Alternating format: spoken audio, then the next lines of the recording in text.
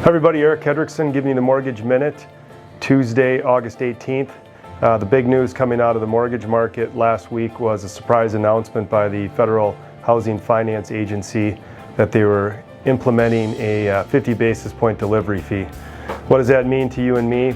Basically, the vast majority of mortgages that are originated in the United States are sold to Fannie Mae and Freddie Mac, and those two entities bundle up the mortgages and sell them on the capital markets as mortgage-backed securities. Well, the FHFA is actually the agency of the government that oversees Fannie and Freddie, and I guess they wanted to get in on the mortgage party and surprise the whole entire mortgage market by implementing this fee out of the blue last week.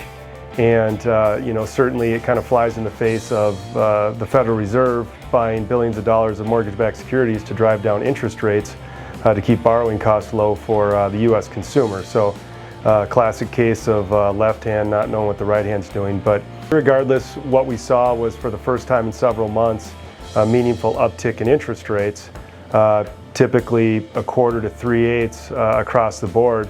And one might argue that that's a little bit of a heightened impact from what it should be with a 50 basis point delivery fee. But you got to remember, us mortgage bankers are basically stockpiling our loans before we can deliver them into the capital markets. So we have to account for several loans that we already have priced in with consumers that we haven't been able to pass along that fee. So it'll take a little bit of time for the mortgage market to smooth out, but I think that the ultimate impact, if this fee stays in place, will be about 1/8 of an interest rate point higher rates across the board on just refinances only. Now, I should mention that it does apply only to refinances, not purchase, but certainly a little bit of a speed bump that was hit.